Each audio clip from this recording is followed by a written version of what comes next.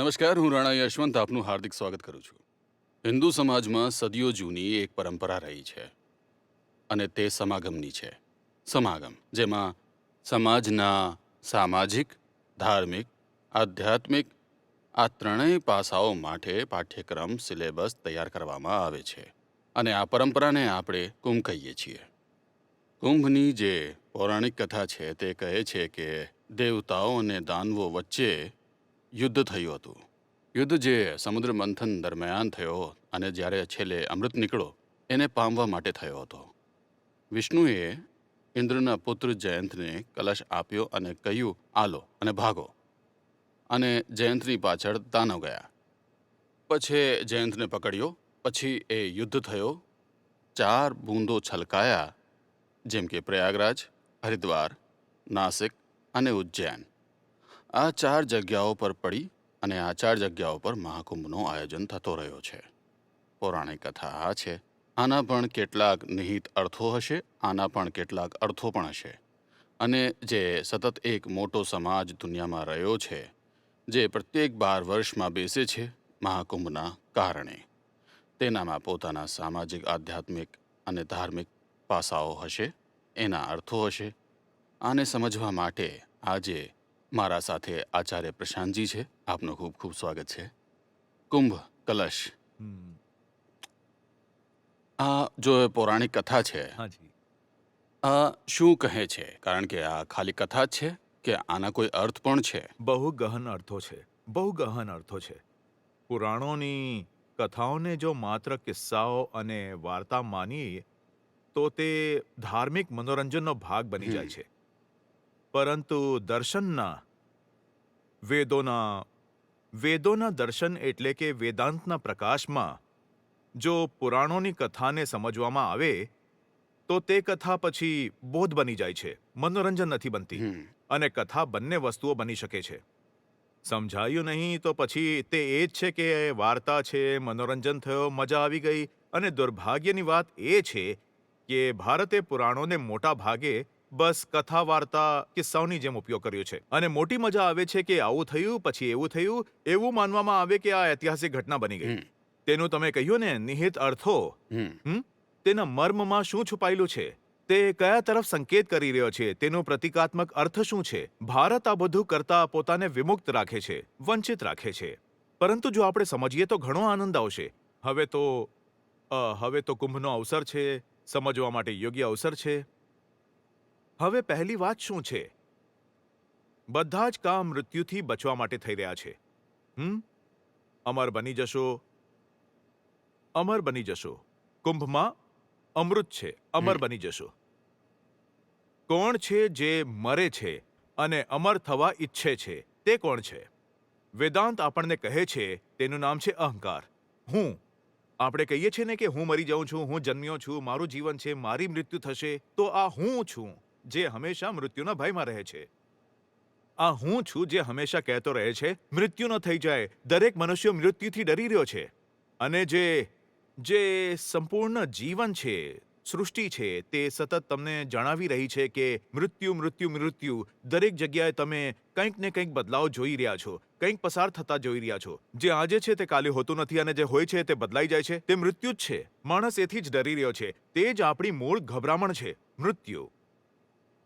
હવે મૃત્યુથી બંને ડરી રહ્યા છે, દેવ પણ અને દાનવ પણ. તો આ કોના પ્રતીક છે? બંને અહંકારના જ પ્રતીક છે. કારણ કે મોતથી તો અહંકાર જ ડરી રહ્યો છે. બંને ડરી ગયા તો બંને અહંકારના જ પ્રતીક છે. તો એક દેવ કેમ અને બીજો અસુર કેમ? કેમ કે અહંકાર 2 પ્રકારનો હોઈ શકે છે. એક અહંકાર હોય છે સત્યમુખી અને એક અહંકાર હોય છે માયામુખી. આ બંને અહંકારી મુક્ત નથી. હમ અહમનો અર્થ છે જે હજુ એક ભ્રમ પાડતો તો હોય છે, બંનેની તેને તફાવત કહે શું છે. છે? પરંતુ બંનેનો તફાવત એ છે કે બંને બંધાયેલા છે, પણ એક મુક્તિની દિશામાં જોઈ રહ્યો છે અને બીજો માયાની દિશામાં. હમ બંધનમાં બંને છે. જેમ કે 2 માનવો તફાવતમાં હોય છે. બંને હવે માનવ જન્મ લઈને જન્મ્યા છે, બંને દેહધારી છે. પરંતુ એક કહે છે કે જીવન યોગ માટે છે અને બીજું કહે છે જીવન ભોગ માટે છે. હમ હમ એક કહે છે કે જીવન મુક્તિ માટે છે અને બીજું કહે છે જીવન ભુક્તિ માટે છે. અસુર અને અસુરનો તફાવત છે. બંને અહંકારના જ પ્રતીક છે. બંને અહમ, હું છે, ઈગો બંને એના જ પ્રતીક છે, પરંતુ ઈગો બે પ્રકારની હોઈ શકે છે. એક ઈગો જે મુક્તિની માર્ગ તરફ જઈ રહી હો, જેને સત્યથી પ્રેમ હોય, અને બીજી ઈગો જે કહી રહી હોય, નહીં ભાઈ, અહીં પર પોતાની કામનાઓ પૂરી કરો, મોજ કરો, આ માટે જ તો જન્મ્યા છો, મુક્તિ વગેરે કંઈ નથી.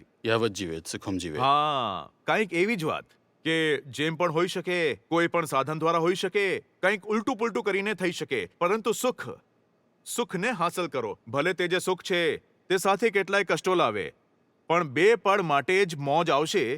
તો આ જ બે પળની મોજવાળો ખેલ છે તે અસુરોનો છે. દેવતા પણ અહંકાર જ છે, પણ તે પણ એવું નથી કે કંઈક પૃષ્ઠ બની ગયા, મુક્ત બની ગયા. તે પણ ઘણી ગડબડીઓ કરે છે. એટલા માટે જ તો ઘણીવાર દાનવો દ્વારા પિટાઈ પણ જાય છે. પરંતુ તેમના સાથે સારી વાત એ છે કે જ્યારે તે માર ખાય છે તો પછી તેઓ પરમની શરણમાં જાય છે. દાનવોને તમે નહીં પાઓ જે પરમ છે, અલ્ટિમેટ છે, ઉચ્ચતમ છે, જેમણે આપણે ભગવાન નામથી સંબોધી શકીએ છીએ, સત્ય કહી શકીએ, આત્મા કહી શકીએ. તેમની પાસે દાનવો જાય જોઈ શકતા નથી. તો દેવતા પણ ભ્રમિત થાય છે. દેવતા પણ પોતાની કામનાઓના જાળમાં ફસાઈ જાય છે. દેવતા પણ મદમસ્ત થઈ જાય છે. પરંતુ જ્યારે પછી તેમની કટોકટી થતી હોય છે ત્યારે તે ભગવાન પાસે જતા રહે છે. તો હવે આ બંને અહંકારના પ્રતીક છે, અને અહંકાર મોતથી ડરી રહ્યો છે. તો મોતથી બચવા માટે હવે બંને શું કરી રહ્યા છે? બંને કહી રહ્યા છે કે ચાલો આપણે સમુદ્ર મંથન કરીએ. તેમને ખબર લાગી ગઈ છે કે સમુદ્ર મંથન કરવાથી કંઈક એવું થાય છે કે મનુષ્ય સદા માટે મોતની પાર જતો રહે છે. હવે મૃત્યુ એટલો મોટો ખતરો હોય છે, હા, કે તેના માટે દેવતાઓ અને દાનવોએ પણ પરસ્પર સંધિ કરી લીધી. આથી આપણને અહંકારની પ્રકૃતિ વિશે શ્રેષ્ઠ રીતે અંતરદૃષ્ટિ એટલે કે ઇનસાઇટ્સ મળી રહી છે કે દેવતાઓ અને દાનવો પણ સહયોગ કરી રહ્યા છે. તેમના વચ્ચે પણ સંધિ થઈ ગઈ છે. મોત એટલી પ્રબળ બાબત છે કે તે દુશ્મનને પણ દોસ્ત બનાવી દે છે થોડી વાર માટે. હવે તેમની દુશ્મનાવટ પછી ફરીથી આગળ આવશે. હવે આપણે કથાના અર્થમાં પ્રવેશ કરી રહ્યા છીએ. તો બંને સાથે મળીને મંથન કરવા લાગ્યા છે, વાસુકી અને પહાડની સાથે. સૌથી પહેલા શું નીકળે છે? હલાહલ. ક્યાંથી હલાહલ નીકળી ગયું છે? જો આ બંને અહંકારના પ્રતીક છે, તો આ મંથન કઈ વસ્તુનું પ્રતીક છે? કઈ વસ્તુનું મંથન થઈ રહ્યું છે? આ આત્મા મંથન થઈ રહ્યું છે. કારણ કે વેદાંત કહે છે કે અમરતા તમારા કેન્દ્રનું નામ છે. તમે તમારા કેન્દ્રથી ઘણા વિમુખ થઈ ગયા છો, તેથી તમે મોત ધર્મી થઈ ગયા છો. તમારે તમારી અંદર જવું પડશે. જો પોતાના અંદર એકદમ ઊંડાઈ સુધી પહોંચશો તો તમે અમર બની જશો. પરંતુ પોતાના અંદર જવા માટે પોતાનો જ મંથન કરવો પડે છે. તો જે સમુદ્ર મંથન છે તે કયો સમુદ્ર છે? ભવસાગર છે. ભવનો અર્થ છે હોવું. આ મારા હોવાનો સાગર છે. તો બંને મળીને પોતાનો જ મંથન કરી રહ્યા છે. કોઈ એ ના વિચારે કે સાચેકમાં ક્યાંક એક મોટો દરિયો હતો અને ત્યાં સાપની રસ્સી બનાવીને અને પર્વતના માધ્યમથી તેને આમ દોહાઈ જઈ રહ્યા હતા. એવું થતું નથી. સાંકેતિક એ સાંકેતિક છે, અને બહુ મીઠા રીતે સાંકેતિક છે. જેમણે કથા આપી તેમને અમારા પર વિશ્વાસ હતો કે આપણે કથાનો અર્થ સમજી શકીશું. હવે આપણે સ્વયં એવા મૂર્ખ બની ગયા કે તેમાંથી અર્થ ન કાઢી શક્યા. આપણે વિચારી રહ્યા છે કે સાંચેકમાં એવડો મોટો સાપ હશે જેનો ઉપયોગ રસી માટે કરવામાં આવશે, અને આ તો પછી આપણું અનાડીપણું છે. તો જ્યારે પોતાનું મંથન કરવામાં આવ્યું તો સત્યને મેળવાના ઉદ્દેશ્યથી તો સત્ય મળ્યું તો નહીં. સૌથી પહેલા ઝેર મળ્યો, હલાહલ વિષ. આથી શું સમજાય છે કે જ્યારે પણ આત્મામાં પ્રવેશ કરશો, જ્યારે પણ જોવાનું ઈચ્છશો કે હું કોણ છું, મારી જિંદગી શું છે, સ્વયંમાં પ્રવેશ કરશો, વિરોધી છે. તો સૌથી પહેલા તમને પ્રચંડ વિરોધ મળવાનો છે સ્વયંથી. જે કોઈ ધ્યાનસ્થ જીવન જીવીને આત્મ અવલોકન કરવા ઈચ્છે છે તે પામે છે કે જેમ જેમ પોતાને જોવાનું શરૂ કરે છે વધારે ખરાબ લાગશે. ઝેર તેનો પ્રતીક છે. કેમ કે જ્યારે પોતાને જોશો તો ઝેર દેખાવા લાગશે. કેમ કે આપણી પાસે છે જેટલું ઝેર. આપણા જીવનમાં આંતરિક રીતે બહુ ઝેર જેવું છે, ટોક્સિક છે. હલાહલ તેનો પ્રતીક છે. તે બહાર આવે છે. તો જ્યારે તે નીકળે છે તો તમારી પાસે બે રસ્તા છે. એક તો એ ડરીને ભાગી જાઓ અને આ જે મંથનની પ્રક્રિયા છે તેને રોકી દો. કહી દો કે ભાઈ, શરૂઆતમાં ઝેર નીકળી રહ્યો છે, આગળ શું નીકળશે? અમરતાની શોધમાં સીધી મોત નીકળશે. બંધ કરી દો આ બધું. પરંતુ એવું થતું નથી. કથા અમને કહે છે કે હવે એને લઈને મહાદેવની પાસે જાઓ, અને મહાદેવ કહે છે કે લાવો, અને તેને ધારણ કરી લે છે અને નીલકંઠ થઈ જાય છે. ઝેર અહીં પર સ્થિત થઈ જાય છે. આનો અર્થ શું છે? આ વાતનો અર્થ એ નથી કે સાચેકમાં ઝેર લઈ ગયા. અર્થ શું છે? બહુ ઊંડો, બહુ મીઠો અર્થ છે આનો. આનો અર્થ એ છે કે જ્યારે તમે કોઈ ઊંચી શુદ્ધિની આધ્યાત્મિક પ્રક્રિયા શરૂ કરો અને જાણો કે અંદરથી વિરોધ આવી રહ્યો છે, તો તમારા જીવનમાં એવી કોઈ વસ્તુ હોવી જોઈએ જે તમને સહારો આપી શકે, જે તમારી જિંદગીના ઝેરને પોતાની ઉપર લઈ શકે, જે કહે કે પ્રક્રિયા રોકી ના નાખો, હું તમારી સાથે ઊભો છું, લાવો મને ઝેર દઈ દો, આ ઝેર તમને નષ્ટ કરી દેશે, પરંતુ મને નષ્ટ નહીં કરે, કેમ કે હું મહાદેવ છું, હું આને અહીં ધારણ કરી લઈશ. મારામાં આ સામર્થ્ય છે કે હું ઝેરને પીને પણ મરતો નથી. તમારામાં તે સામર્થ્ય નથી, લાવો મને દો. તો એ જે પછી પ્રતીક બન્યું તે ગુરુનું, મહાગુરુનું, ગુરુઓના ગુરુનું, મહાગુરુ મહાદેવનું બની ગયું. તેમણે લઈ લીધું અને કહ્યું, હું તેને મારી ઉપર ધારણ કરી લઉં છું, તમે તમારું કાર્યક્રમ ચાલુ રાખો. તો ઝેર નીકળી ગયું. જે સૌથી વધુ ખોટી વસ્તુ હોઈ શકતી હતી તે સૌથી પહેલા બહાર આવી અને પછી સારી સારી વસ્તુઓ બહાર આવવા લાગી. અને પુરાણોમાં બહુ વિસ્તારથી ઉલ્લેખ છે તેનું. તેમાંથી વસ્તુઓ નીકળે છે, કેટલીક મને યાદ છે, કેટલીક યાદ નથી, પરંતુ જે કાંઈ નીકળે છે એરાવત હાથી બહાર આવે છે, કલ્પવૃક્ષ નીકળે છે, અને કામધેનુ ગાય આવે છે, પારિજાત, આ બધું ઘણું બધું નીકળે છે. દેવીઓ નીકળે છે, રત્ન ઘણા પ્રકારના નીકળે છે. તો આ છે કે એકવાર તમે ઝેરમાંથી પસાર થઈ ગયા તો પછી ત્યાં તમને કંઈક મૂલ્યવાન વસ્તુ મળવા લાગશે, પરંતુ જે મૂલ્ય મળે છે તેના પર અટકશો તો અમૃત નહીં મળે. એકવાર જે ઝેર છે તેને પાર કરી લીધો, એટલું તમે સાહસ દેખાડ્યું કે હું મારી અંદર જોઈ રહ્યો છું, મારી અંદર ઝેર જ ઝેર દેખાય છે, પરંતુ પછી પણ હું સ્વયંને જોવાની પ્રક્રિયા બંધ નહીં કરું, તો પછી તમને તમારી અંદર કંઈક મૂલ્યવાન મહત્વપૂર્ણ પણ દેખાવા લાગશે. અને તે તો છે જ. મૂલ્યવાન મહત્વપૂર્ણનો ન હોત તો તમે ઝેર કેવી રીતે પાર કરત? ઝેર મેળવવા છતાં આત્મ અવલોકનની પ્રક્રિયા ચાલુ રાખવી બતાવે છે કે અંદર ઝેર છે, પરંતુ ઝેર કરતાં વધારે હિંમત છે. હિંમત ન હોય અને શ્રદ્ધા ન હોય તો ઝેરથી ડરીને ભાગી જતા.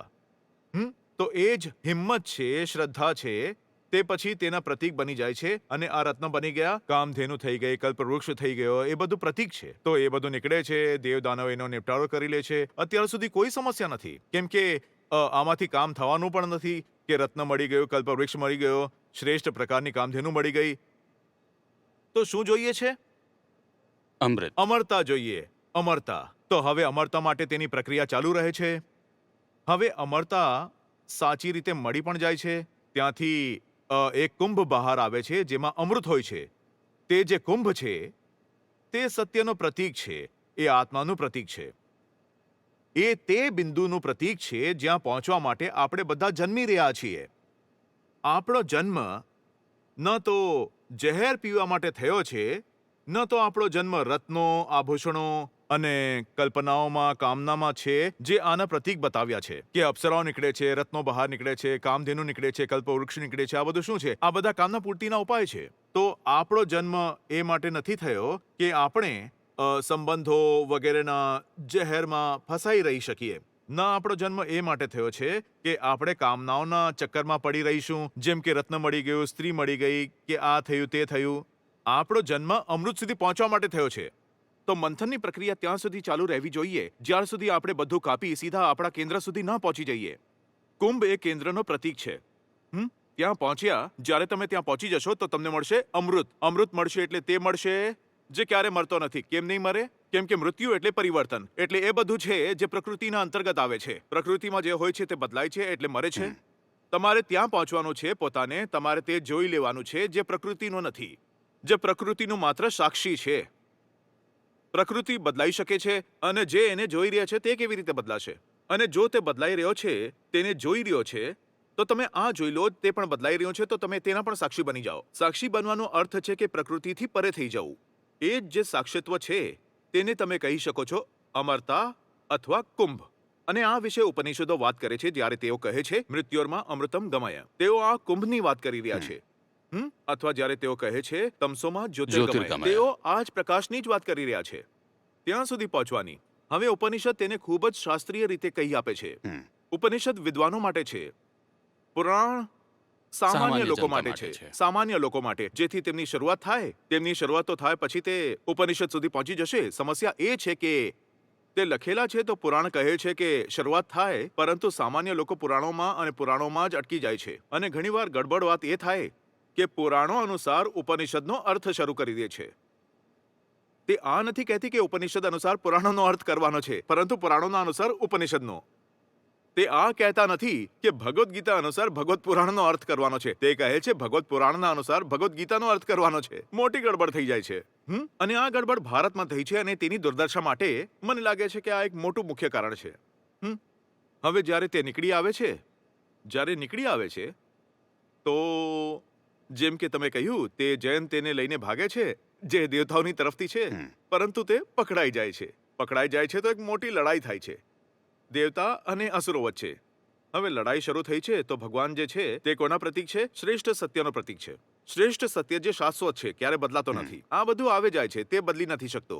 વેદાંત તેને કહે છે આત્મા. જે વસ્તુ ના બદલાય તે છે આત્મા. આત્મા એટલે એ બધું નહીં, ભૂત પ્રેત જીવાત્મા નહીં. આત્મા એટલે એ વસ્તુ જે એક છે, તમારી અને મારી ભિન્ન નથી.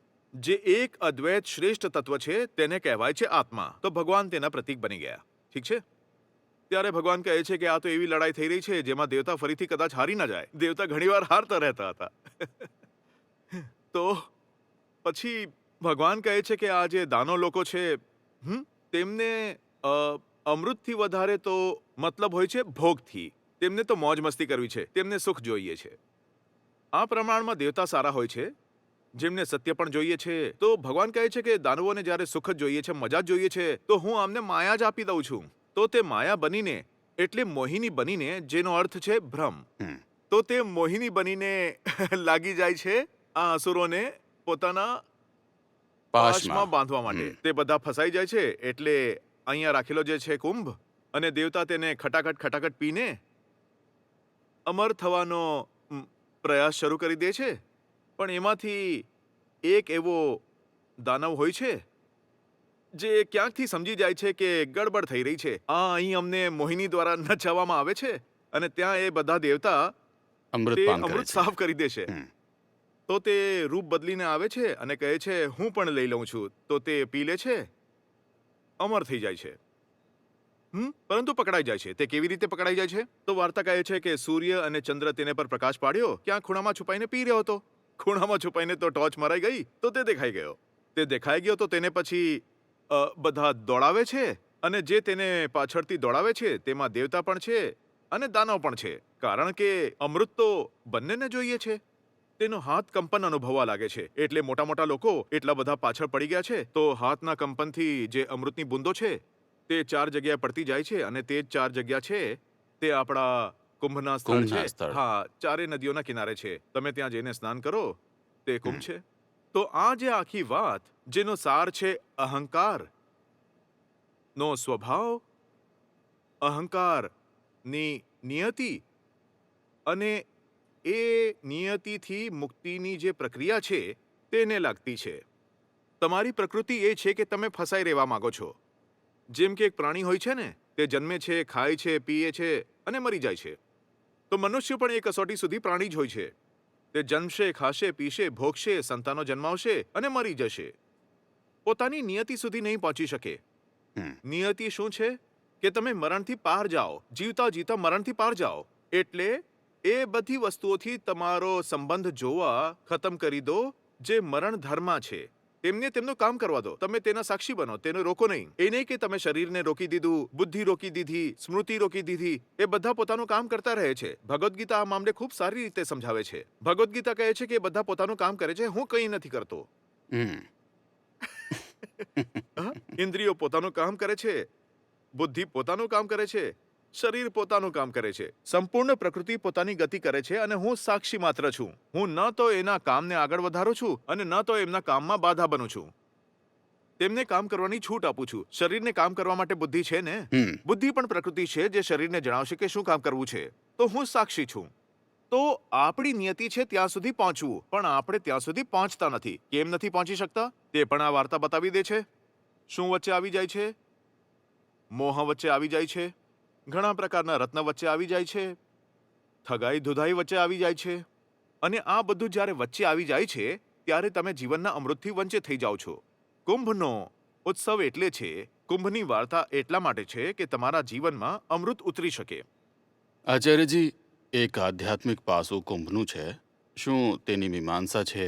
તમે કહી રહ્યા છો કે માણસના અંદર બે પ્રકારની વૃત્તિઓ હોય છે, પ્રવૃત્તિ અને નિવૃત્તિ માર્ગ. હા. જે પ્રવૃત્તિ તરફ છે તે અસુર વૃત્તિ છે અને જે નિવૃત્તિ તરફ છે તે દેવતાઓની વૃત્તિ છે. હા. હવે જેમ તમે આત્મચિંતન, આત્મમંથન, આત્મનિરીક્ષણ કરો છો તેમ તેમ તમે તમારા અંદર જતા રહો છો. તો જે ટોક્સિક તમારા અંદર છે હલાહલ પહેલીવાર મળી જાય છે. જ્યારે તમે સતત અંદર જતા રહો છો તો તમે કુંભ મેળવો છો. આનો સામાજિક પાસું હું જોઈ રહ્યો છું. આ જે નદીઓ છે, હમ. હવે નાસિક, ઉજ્જૈન, હરિદ્વાર, પ્રયાગરાજ, હમ. આ સંપૂર્ણ વિસ્તાર છે તેમાં હિન્દુ સમાજ રહે છે. હાજી. લોકોનું જ્યારે આવાગમન થાય છે તો એકબીજાની વ્યવસ્થા એકબીજાથી મળે છે અને આ જે સતત ચાલતી રહેવાની વ્યવસ્થા બનાવવામાં આવી જેથી આ સંપૂર્ણ હિન્દુ સમાજ એકબીજાને મળતા સમજતા રહે અને તેના વચ્ચે સંવાદ ચાલુ રહે અને સંગઠન બની રહે. તેના સામાજિક જે પક્ષ છે હું કુંભ પર થોડું જોવા માંગુ છું. જુઓ, જે કુંભનો મેળો છે ને તે ફક્ત ભારતમાં જ નહીં અને ફક્ત ધાર્મિક ક્ષેત્રમાં જ નહીં, તે કોઈ પણ ઉદ્દેશ માટે વિશ્વના કોઈ પણ ખૂણામાં મનુષ્યનો સૌથી મોટો જમાવડો છે. આથી મોટી સામૂહિકતા સમગ્ર વિશ્વમાં ક્યાંય નથી થતી, કોઈ ઉદ્દેશ્ય માટે નહીં. હમ આના લાભ શું છે? તેનો લાભ એ છે કે જ્યારે તમે તમારા નાના ક્ષેત્રમાં જ રહો છો ત્યારે તમે વિચારતા થઈ જાઓ છો કે હું જે કરી રહ્યો છું, મારા વિસ્તારમાં જે થઈ રહ્યું છે તે મારી પરંપરા છે, મારા ખાનદાનમાં ચાલે છે, એ જ આખરી છે, એ જ સત્ય છે અને એ જ બધા કરી રહ્યા છે. હમ અને જ્યારે આ બધી પરંપરાઓ બનાવી હતી ત્યારે એ સમયે ઇન્ટરનેટ પણ નહોતું, સંચારના એટલા બધા સાધનો નહોતા, કમ્યુનિકેશન નહોતું, ટીવી પણ નહોતું, ફોન નહોતો, તમને ખબર પણ ન હતી કે બીજી જગ્યાએ શું ચાલી રહ્યું છે. પરંતુ જ્યારે આ મેળાવડો થતો હતો તો લોકો અહીંથી ત્યાંથી દેશના દરેક ખૂણાથી આવતા હતા. તો પછી શું થતું હતું? તેનાથી વિચારોનું, સંસ્કૃતિનું ખુલ્લું આદાન પ્રદાન થતું. તેનાથી શું થતું? એક પ્રકારની ઉદારતા આવતી. આપણે જોવાનું મળે છે કે આપણે જેમ જીવી રહ્યા છીએ એ જરૂરી નથી કે એ જ એકમાત્ર જીવવાની રીત હોવી જોઈએ.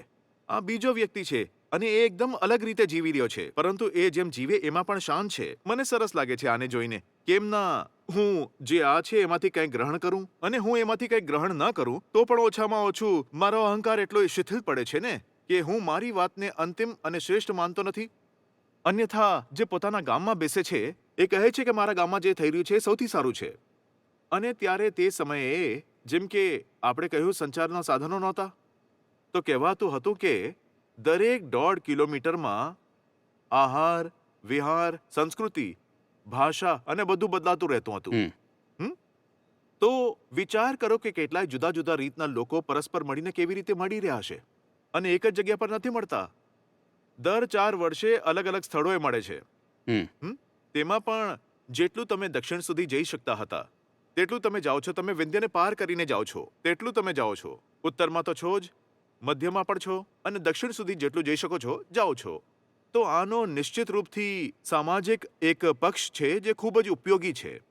અને ભારતમાં જે એક સહિષ્ણુતાની ભાવના રહી છે, જે વૈચારિક ખુલ્લાપણું છે, જે ઉદારવાદ છે, તેમાં આ પ્રકારના સંમેલનો, ગોષ્ઠીઓનો, મેલમિલાવનો એકઠા થવાનું એક મોટું મહત્વ રહ્યું છે. આપણે મળીએ છીએ અને આપણે માત્ર એક જગ્યાએ મળતા નથી, આપણે માત્ર એક ઉદ્દેશ્ય માટે મળતા નથી અને આપણે એ માટે નથી મળતા કે બીજાને દબાવવાનું છે.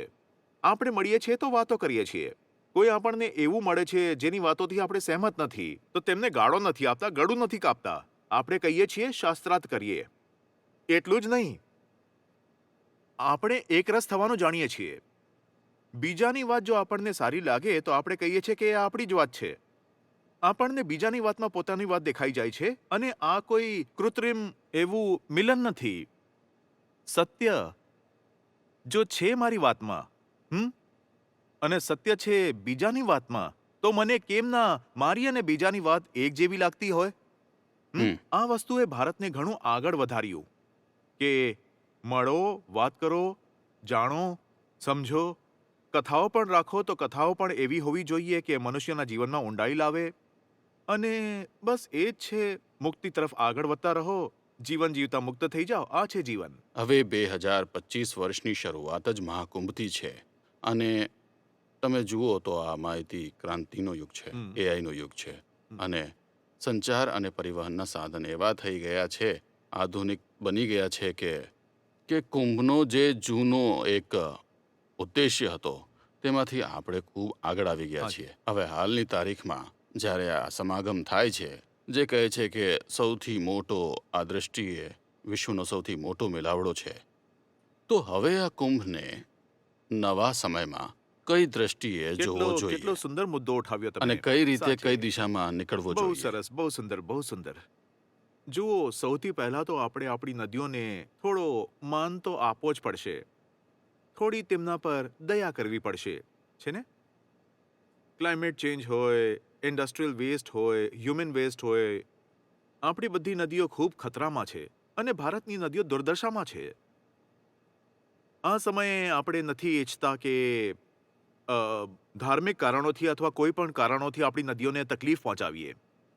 જો નદીઓ ખરેખર આપણી માતા છે, તો અસ્વસ્થ માતાને વધારે તકલીફ આપવી સંતાનોને સારી લાગતી નથી.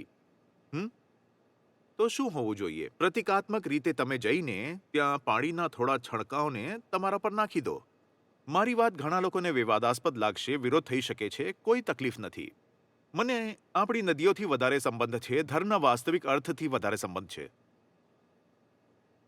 કુંભનો વાસ્તવિક અર્થ ધ્યાનમાં રાખીને જે સ્થળોએ કુંભ આયોજિત થાય છે કુંભના દિવસોમાં, ત્યાં તમે વૈચારિક આદાન પ્રદાનના કાર્યક્રમો રાખો, ત્યાં તમે આધ્યાત્મિકતા આગળ વધારતા કાર્યક્રમો રાખો. પુરાણોની જે કથાઓ છે, લોક સંસ્કૃતિ, લોક ધર્મમાં પ્રચલિત છે, તેમના ઊંડા વૈદાંતિક અર્થ શું છે, આ સમજાવતા કાર્યક્રમો રાખો. આજે કુંભનો આ રૂપ હોવો જોઈએ. આપણી અંદર જેટલી પણ વસ્તુઓ છે જે મૃત્યુ તરફ લઈ જતી હોય, મૃત્યુ એટલે કે ડર. હમ. મૃત્યુને કોઈએ નથી જોયું, પણ મૃત્યુથી બધા ડરે છે. તો મૃત્યુ ડરનું બીજું નામ છે. તમારી અંદર એ બધું બેઠેલું છે જે આપણને ડરાવીને રાખે છે. એને કેવી રીતે દૂર કરી શકીએ, આ માટેના પ્રયાસોનું કેન્દ્ર હોવું જોઈએ કુંભ સ્થળ. તો આપણે વીતતા સમય સાથે આપણા ઉત્સવોને નવા અને ઊંડા અર્થો આપવાની જરૂર પડશે. નહીતર અ, અ, બધું વિકૃત થઈ જશે, જેમ થઈ રહ્યું છે. અર્થહીન અને અને અને બરબાદી, જેમાં ફક્ત ખર્ચાવટ થશે, ઉર્જાનો, અવસરોનો અને ધર્મનો પણ માન ઘટી જશે. બસ. હાલમાં જે ધર્મગુરુ છે કે ધર્માચાર્ય છે, અ, તમે એક વોટ્સએપ કરો અને દેશભરમાં ચર્ચામાં આવી જાઓ છો. ઘણી જગ્યાએ તંગી પડી જાય છે. અને હું ફક્ત હિન્દુ ધર્મના ગુરુઓ અને ધર્માચાર્યની વાત નથી કરી રહ્યો, હું બીજા ધર્મગુરુઓ અને ધર્માચાર્યોની વાત કરું છું. ધર્મ જે છે, હવે એવું થઈ ગયું છે કે થોડીક ઠેકેદારી થઈ ગઈ છે અને પોતાની ગૌરવશાળી પરંપરા અને ઇતિહાસ આ બંનેને બચાવવા માટે અ, લોકોને ભડકાવવાનો અને ઉકસાવવાનો એક માર્ગ શોધી રહ્યા છે. કુંભના માધ્યમથી આ પર નવા દૃષ્ટિકોણથી વિચારવું, એટલે કે હિન્દુ સમાજ પોતાને એક સહિષ્ણુ સમાજ, એક ઉદાર અને શ્રેષ્ઠ સમાજ, માનવતા માટે સૌથી નજીકના સમાજ તરીકે ઓળખાય છે. તેના પર કોઈ દૃષ્ટિકોણથી ચર્ચા થઈ શકે છે? એવી કોઈ નવી જગ્યા બની શકે છે કે આ રીતે જે વ્યવસ્થા છે, જે હિન્દુ દર્શનને માનતો રહ્યો છે, તે આવું અહીંયા ફરીથી સ્થાપિત થાય? જુઓ, આ પ્રકારની ચર્ચાઓમાં એક સૌંદર્ય હોય છે. વ્યવસ્થા તો તમે બનાવી શકો છો, પરંતુ સૌંદર્ય સાથે એક મોટી વાત એ છે કે તે વ્યવસ્થા વિના પણ પોતાનું કામ કરી જાય છે. હવે એક ચર્ચા છે જે એક સ્તરે તમે અને હું કરી રહ્યા છીએ. આ ચર્ચા જો કંઈ પોતે અર્થ અને સૌંદર્ય ધરાવે છે, તો 4 લોકો વધુ મળશે જે પરસ્પર વાતચીત કરવા માટે પ્રેરિત થઈ જશે. સૌંદર્ય સંક્રમણશીલ હોય છે એ અર્થમાં. જો અહીં કંઈ સારું છે તો લોકો કહેશે કે ઠીક છે, આપણે પણ કરીએ, તે પણ કરશે. તો એ વસ્તુ થાય છે જો તમને તમારા આંતરિક જીવનમાં પણ આગળ વધારે છે અને વિશ્વમાં પણ આગળ વધારે છે. પોતાના જ અંદર જે વ્યક્તિ કેદ છે અને કહી રહ્યો છે કે મારું જ બધું શ્રેષ્ઠ છે, જેને હું મારી પરંપરા કહી રહ્યો છું તે શ્રેષ્ઠ છે, મારો વિચાર કહું છું એ શ્રેષ્ઠ છે, મારું મંતવ્ય, મારો અભિપ્રાય કહું છું તે બધું જ મારું શ્રેષ્ઠ છે, તે વ્યક્તિથી ગયા પસારા કોઈ નથી હોતા. વાત આગળ તો વાતચીતથી જ વધે છે. વાત આગળ તો વાતચીતથી જ વધે છે. હ? તો ધર્મને આગળ વધારવા માટે પણ આજે વાર્તાઓ, ચર્ચાઓ, ગોષ્ઠીઓ, ઉચ્ચતમ અર્થમાં શાસ્ત્રાર્થ છે, તેનું ખૂબ જ મહત્વ હોય છે. આ વિના તો પછી દરેક વ્યક્તિ ફક્ત પોતાની નજરોમાં પરમાત્મા છે. અહમ બ્રહ્માસ્મિ. હું જ અંતિમ છું. મેં જે વિચાર રાખ્યો છે તે અંતિમ છે. મારી પરંપરા બરાબર છે, મારો વિચાર બરાબર છે, મારા જીવનનો ઉદ્દેશ્ય ઠીક છે, મારી ઈચ્છાઓ બધી શુદ્ધ અને શુભ છે. બધાને આવું જ લાગતું રહે છે જ્યાં સુધી બીજા સાથે નહીં મળીએ, વાતચીત નહીં કરીએ, યાત્રાઓ નહીં કરીએ. આપણા જે ગુરુ રહ્યા છે, તેમણે કેટલી યાત્રાઓ કરી છે. તમે શંકરાચાર્યને લો, ગુરુ નાનકને લો, તમે મહાત્મા બુદ્ધને લો, તમે ભગવાન મહાવીરને લો. તેઓ યાત્રા જ કરતા રહેતા હતા. યાત્રાઓનો શું અર્થ હોય છે? હું મારી અંદર ફસાઈને નહીં રહીશ. નહીતર જે પોતાની અંદર ફસાઈ ગયો તેનાથી વધારે દયનીય હાલત કોઈની નથી. એક મારો છેલ્લો પ્રશ્ન છે, કારણ કે કદી તમે મારી સાથે વાતચીતમાં કહ્યું હતું કે જે સમાજ, જે વ્યક્તિ પોતાના અસ્તિત્વ માટે યુદ્ધ કરી શકતો નથી, તેનાથી મોટો અધર્મી કોઈ નથી. અને પછી તમે ઇઝરાયલના યહૂદીઓની ઉદાહરણ પણ આપ્યા હતા. હિન્દુ સમાજ આજની તારીખમાં આ માને છે કે બાંગ્લાદેશ, પાકિસ્તાન, ભારતની અંદર મુસ્લિમ સમુદાયની સંખ્યા જે રીતે વધતી જઈ રહી છે, તે આક્રમક બનતી જઈ રહી છે, તેનો રેડિકલાઇઝેશન થઈ રહ્યો છે અને તે પશ્ચિમ તરફથી સતત એક અલગ પ્રકારનો યુદ્ધ છેડી રહ્યો છે. તો એક ને એક દિવસ આ ખતરો આ સમાજ ઉપર આવવાનો જ છે. તો પહેલાથી જ તમે તમારી જાતને તૈયાર કરીને રાખો અને તે આક્રમકતાથી તમારા અસ્તિત્વને બચાવવા માટે આત્મવિશ્વાસ રાખવાની ક્ષમતા અને સમયને ઓળખીને સમાજને જાગૃત કરવાની વ્યવસ્થા કરવામાં આવી જોઈએ. શું તમે સંમત છો? નહીં. સમસ્યા જેટલી ગંભીર હોય, સમાધાન માટે એટલી જ ઉતાવળમાં પ્રયત્ન કરવા જોઈએ ને. બિલકુલ એવું જ હોઈ શકે કે દર્દી ડૉક્ટર પાસે જઈને કહે કે મને એક ખૂબ જ ગંભીર સમસ્યા છે અને આ માટે બિલકુલ સર્જરી કરો, ચીરફાડ કરો, લોહી વહાવવાનું કરો. પરંતુ સૌથી પહેલાં તો ડૉક્ટર જ તમને જણાવશે ને કે તમારા શરીરનો તથ્ય શું છે. તેને કેવી રીતે જાણી શકાય? તો તે કહે છે કે જાઓ, આ તમારો એનાલિસિસ કરાવી લાવો અને રિપોર્ટમાં આંકડા બતાવો. તે પહેલા આંકડા જોઈને પછી લોહી વહાવવાની સલાહ આપે છે.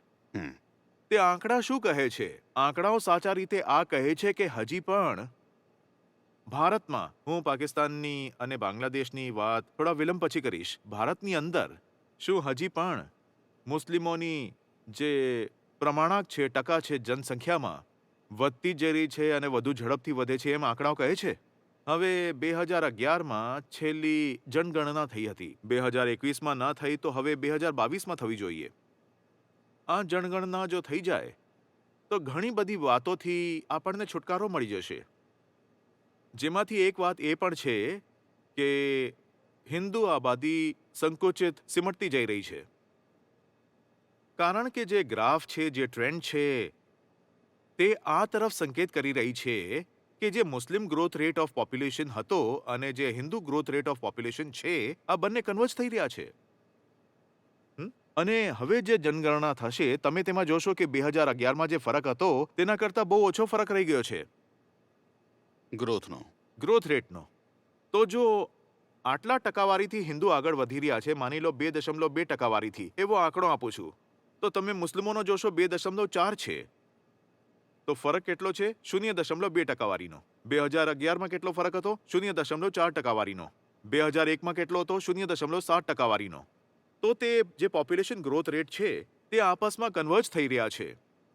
તો સમસ્યા જો કદી હતી તો તે 50ના દાયકામાં, 60ના દાયકામાં, 70ના દાયકામાં હતી. અને ત્યારે સમસ્યા હું માનું છું કે હતી. હું માનું છું કારણ કે એવું કહી શકાય છે કે જુઓ, એક લોકતાંત્રિક દેશમાં તો સત્તા કોની પાસે રહેશે એથી નક્કી થાય છે કે આ સમાજની સંખ્યા કેટલી છે.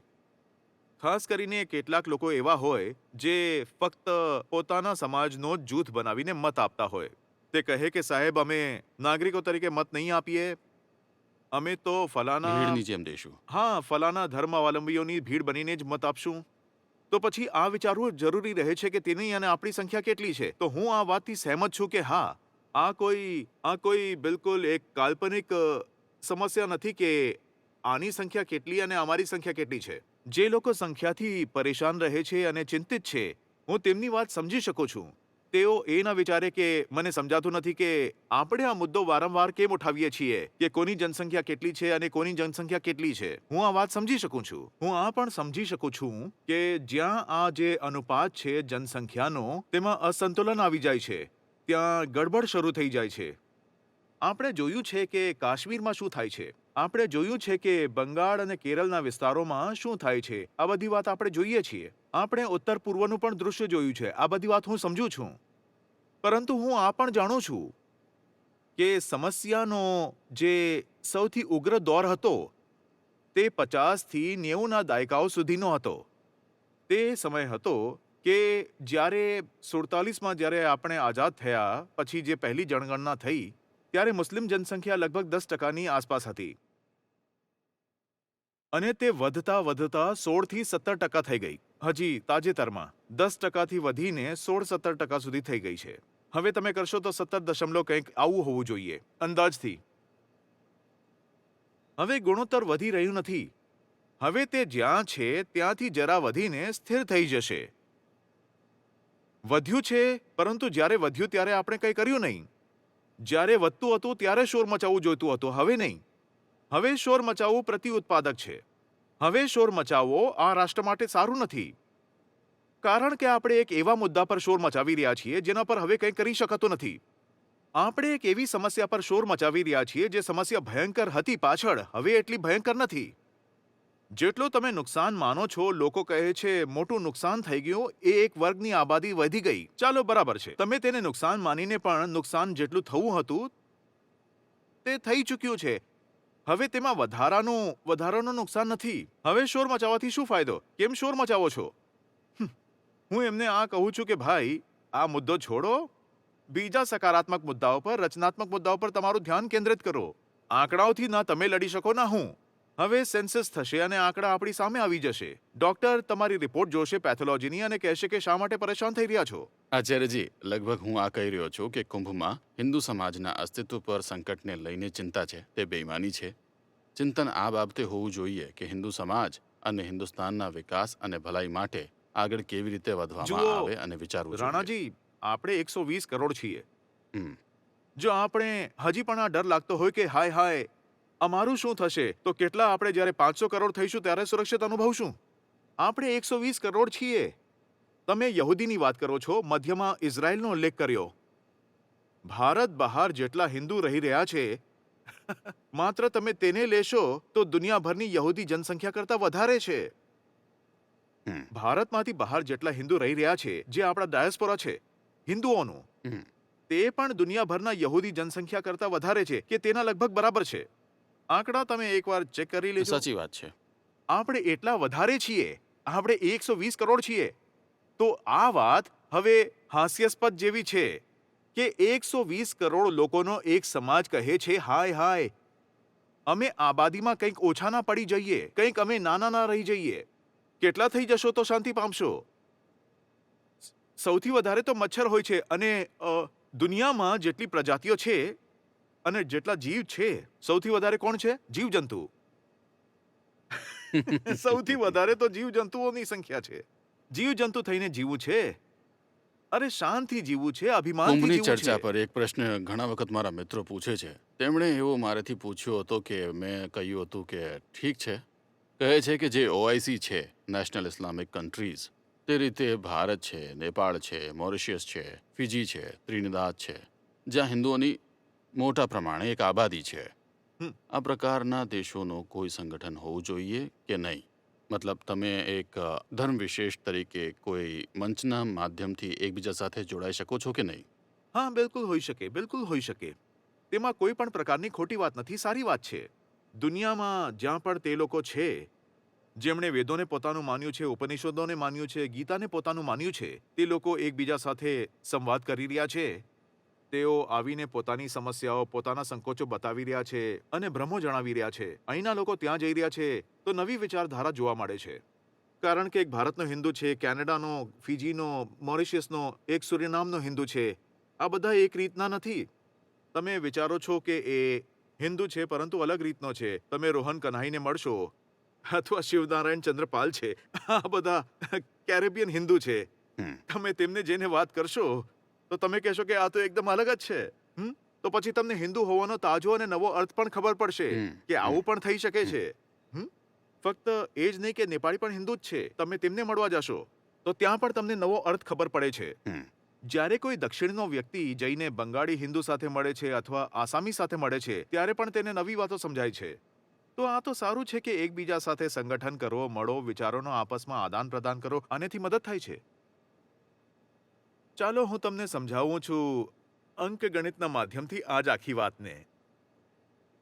જો આપણે કહીશું કે હાલમાં હિન્દુઓની આબાદીની વૃદ્ધિ દર 1.2% પ્રતિ વર્ષની છે, ઠીક છે, અને મુસ્લિમોની 1.8% પ્રતિ વર્ષ છે.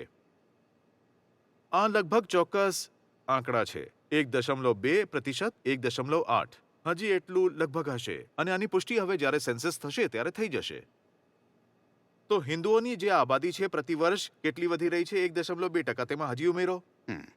અને મુસ્લિમોની પ્રતિ વર્ષ કેટલી વધી રહી છે? તેમાં 1.8% હજી ઉમેરો. એ વધે છે. તો તમે કહેશો હિન્દુઓની વધી રહી છે એવી મુસલમાનોની પણ. તો હિન્દુ જો તમે માનો છો કે આ દરથી વધતા રહેશે દર વર્ષે, જો કે વધશે નહીં, તેમની વૃદ્ધિ દર વર્ષે ઘટશે, અને તમે મુસ્લિમોને પણ માનો આ દરથી વધશે દરેક વર્ષે, જો કે તેમની દર પણ ઘટી રહી છે, પરંતુ જો નહીં ઘટે, માની લીધું કે વધતી રહેશે, તો તમે થોડો ઘણો અંદાજ કરો કે હિન્દુ જે 1.2%થી વધે છે, જે હાલમાં વધી રહ્યા છે, અને મુસલમાન 1.8%થી, તો હિન્દુ મુસલમાનની ભારતમાં આબાદી એક બરાબર થવા માટે, અર્થાત 50-50 થવા માટે, અડધા હિન્દુ થઈ ગયા, અડધા મુસલમાન થઈ ગયા, જણાવો કેટલા વર્ષો લાગશે? એક અંદાજ છે કે 110 કરોડ હિન્દુ છે, 25 કરોડના લગભગ મુસ્લિમ છે. તો 25 કરોડને 110 કરોડ જેટલું આગળ જશે એટલું પહોંચીને બરાબર થવામાં વાર લાગશે. પરંતુ તેમાં જેટલો સમય લાગશે તે છે 272 વર્ષ. અચ્છા, 272 વર્ષ આ 272 જનસંખ્યા વર્ષ બરાબર થવામાં લાગશે લાગશે. મુસ્લિમોને વર્તમાન વૃદ્ધિ દર પર ચાલતા રહ્યા તો હિન્દુઓ જેટલી પોતાની આબાદી કરવા માટે. 272 વર્ષ. આપણે કેમ એટલા ચિંતિત થઈ રહ્યા છીએ, એટલા પરેશાન થઈ રહ્યા છીએ? શું છે આ? કયા બાબતમાં આપણે આપણી પૂરી ઉર્જા લગાવી રહ્યા છીએ અને એકદમ તણાવમાં આવી ગયા છીએ? શું જરૂર છે? બીજા ઘણા મહત્વના મુદ્દા છે, આપણે તેમના પર ધ્યાન આપવું જોઈએ. આટલું જ નહીં, આપણે તો કહી દીધું કે 272 વર્ષ લાગશે તેમાં. તો 272 વર્ષમાં જો મુસ્લિમોની આબાદી આવી જ વધતી રહી જેવી હિન્દુઓની વધી રહી છે, તો જણાવો 272 વર્ષ પછી, અને હવે જ્યારે આ પબ્લિશ થશે તેની સંપૂર્ણ ગણતરી, કેમ કે લોકો તેને એમ તો નહીં માને, એ સ્ક્રીન પર સંપૂર્ણ ગણતરી બતાવશે ત્યારે જ માનશે. તો 272 વર્ષ પછી હિન્દુ અને મુસ્લિમોની આબાદી કેટલી થશે ભારતમાં જો આ જ રીતે વધતી રહી? તો જાણો છો કેટલી હશે? 28 બિલિયન, અને 1 બિલિયન થાય છે 100 કરોડ. મુસ્લિમો અને હિન્દુ બરાબર થઈ જાય જો ભારતમાં, તો હિન્દુ અને મુસ્લિમો બંને હશે 1400 કરોડ થઈ જશે. 1400 નહીં, 56 બિલિયન. અચ્છા, હા, બંને બંને બરાબર હોય છે. તે Double. પણ 28 અને આ પણ 28 બિલિયન. 1 બિલિયન 100 કરોડ. હા. તો 2800 કરોડ, જેનું બમણું 5600 કરોડ. હવે આપણે 140 કરોડ છીએ, તોય નથી સંભળાતા, અને 5600 કરોડ થશે ભારતની આબાદી જ્યારે હિન્દુ અને મુસ્લિમ એક બરાબર થઈ જશે. ક્યારે એવું થવા જઈ રહ્યું છે? આજની દુનિયાની જે આબાદી છે તેના 2/3 હિન્દુસ્તાનમાં થઈ જશે. ક્યારે એવું શક્ય નથી, સંભવ જ નહીં, 2/3 નહીં થશે. દુનિયાની કુલ આબાદી આજે 800 કરોડ છે. 800 કરોડ છે, અને અચ્છા 5600 કરોડ. 800 કરોડની સાચું કુલ કહ્યું દુનિયાની આબાદી છે. આપણને દુનિયાની આબાદીથી 7 ગણું વધવું પડશે, ત્યારે હિન્દુસ્તાનમાં મુસ્લિમોની આબાદી હિન્દુ બરાબર થશે. તો આપણે કેમ એટલા પરેશાન થઈ રહ્યા છીએ? હા, પરેશાન થવું જોઈએ, પણ તેના માટે બીજા મુદ્દાઓ છે. જે બીજા મુદ્દા છે, સાચા મુદ્દા છે, તેમની ખબર નથી. આપણે તેમની વાત નથી કરી રહ્યા. આપણે એક વ્યર્થના મુદ્દા પર ઘણી ઉર્જા લગાવી રહ્યા છીએ. કેમ કે આપણે પાયાની ગણતરી નથી કરી શકતા. અને કેમ? થોડી ખરાબ વાત એ છે કે આપણને સેન્સસના તાજા ડેટા ઉપલબ્ધ નથી. ચાલો, તમને તાજા ડેટા ઉપલબ્ધ નથી, તો તમે 2011ના ડેટાને એક્સ્ટ્રાપોલેટ કરીને ગણતરી કરી લેજો ને. પણ એ પણ નથી કરતા. આપણે બસ હવાઈ ફાયર કરી રહ્યા છીએ, અને એવા થઈ રહ્યા છીએ જેમ કે ભારતની સામે સૌથી મોટી ચિંતા આવી ગઈ છે. ભારતની સામે નિસંદેહ ઘણી મોટી ચિંતાઓ છે. એક સારો નાગરિક હોવાના મતે, ભારતથી પ્રેમ કરવા માટે રાષ્ટ્રવાદી હોવાના નાતે, આપણે વાસ્તવિક સમસ્યાઓ પર ધ્યાન આપવું જોઈએ. મિસાલ તરીકે ક્લાઇમેટ ચેન્જ, બેરોજગારી, શિક્ષણનો સ્તર, આ બધા આપણા સાચા પ્રશ્નો છે. 80 કરોડ લોકોને મફતમાં ખોરાક આપવો પડે છે. આનો અર્થ શું છે? બધા યુવકો સસ્તા ડેટાનો ઉપયોગ કરીને માત્ર મનોરંજનમાં અને નશામાં ડૂબેલા છે. આ છે સાચી સમસ્યાઓ. આપણું પર્યાવરણ એટલું ખરાબ છે કે દિલ્હીનો જે સામાન્ય માણસ જીવી રહ્યો છે તેની ઉંમરમાંથી 7 વર્ષો ઘટી ગયા છે, બાદ થઈ ગયા છે. આ છે સમસ્યાઓ. આપણી નદીઓના પીવાના પાણીનું ઝેર બની ચૂક્યું છે. આપણા પાકની સંરચના એટલી નબળી બનવાની છે કે ભારતની જનસંખ્યાને મફત માલના સ્થળ પર સ્થળાંતર કરવાની જરૂર પડશે, તે પણ એવી જગ્યાએ જ્યાં ઓછામાં ઓછું ખોરાક મળી શકે. તે બાબતો પર ચર્ચા નથી થતી. જે આવનારી વૈશ્વિક આફત છે તેનું જે દેશો પર સૌથી વધારે અસર પડશે તે પૈકી ભારત નંબર 1 પર છે, પરંતુ ભારતીયો તેના પર વાત નથી કરતા. શિક્ષણના નામ પર આપણું સંપૂર્ણ બંટાધાર છે. જે HDI છે, હ્યુમન ડેવલપમેન્ટ ઇન્ડેક્સ, તેમાં આપણું સ્થાન પાછળથી શરૂ થાય છે. આપણે એ ચર્ચા નથી કરી રહ્યા. આજે પણ હાલમાં ભારતમાં ભ્રૂણ હત્યાઓ એટલી થાય છે કે આપણો જે લિંગ ગુણોત્તર બર્થ છે તે સુધરવાનું નામ નથી લેતો. તેના પર ચર્ચા નથી થતી. આપણે કઈ બાબતની વાત કરી રહ્યા છીએ જે શક્ય નથી, જે ક્યારે થશે પણ નહીં. 272 વર્ષ, 56 બિલિયન, અને એ પણ જ્યારે આપણે 120 કરોડ છીએ. આપણે 120 કરોડ સિંહો બનાવવાના છે, તો આપણે બકરીઓ જેવી વાતો કેમ કરી છે? વેદ આપણને કહે છે તમે અમૃતની સંતાન છો, અમૃતસ્ય પુત્રમ. તો આપણે આવી ભયાનક વાતો કેમ કરી રહ્યા છીએ? આપણે તો તેવું થવું જોઈએ કે એક પણ એવો જ્ઞાની અને સાહસિક હોવો જોઈએ કે દરેક રીતે 10 પર ભારી પડે. આપણે એવા બનતા જઈ રહ્યા છીએ, બાપરે બાપરે, આપણે ડરી ગયા છીએ. જો વાસ્તવમાં આપણા હૃદયમાં ધર્મ છે, તો જીવન આપણને કેવી રીતે પરાજિત કરી શકે છે? આપણને વાસ્તવિક આધ્યાત્મિકતા જોઈએ. આ તે સમસ્યા છે જેના પર આપણે ધ્યાન આપવું જોઈએ. ધર્મ છે પણ બધા નકલી છે. આપણે વાસ્તવિક આધ્યાત્મ જોઈએ, તેવી સમસ્યાઓ પર જેના પર ધ્યાન આપીએ. તમે જાણો છો ભારતમાં એવા કેટલા લોકો છે જેને કહી શકીએ કે તેમના શરીરમાં બધા તત્વો મળે છે જે સ્વસ્થ રહેવા માટે જરૂરી છે? તો કહો કેટલી ટકાવારી હશે? કાલે નીરજ ચોપડા અહીં આવ્યા હતા, તેમની સાથે વાત થઈ રહી હતી, તો વાતચીતમાં મેં આ આંકડો આપ્યો. મેં કહ્યું કે તમે ગોલ્ડ લાવવાનો પ્રયાસ કરી રહ્યા છો, પરંતુ ભારતમાંથી વધુ ગોલ્ડ કેવી રીતે આવશે જ્યારે ભારતમાં વેલ ફેડ લોકોની સંખ્યા કેટલી હોવી જોઈએ? જરા બતાવો મને. 1%ની આસપાસ હશે. નહીં, એટલી પણ ઓછી નથી. 16% છે. 16%. 16%. ફક્ત 16% એવા લોકો છે જેમના શરીરમાં જે પોષક તત્વો છે તેમનો અભાવ નથી. ચીનમાં એવા કેટલા ટકા લોકો છે? તે આંકડો વધુ હશે. 80%. 80%.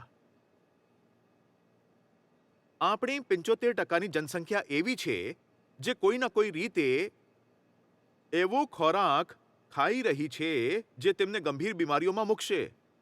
ચીનમાં એવા લોકો કેટલા ટકા છે? 2%. આ સાચી સમસ્યાઓ છે.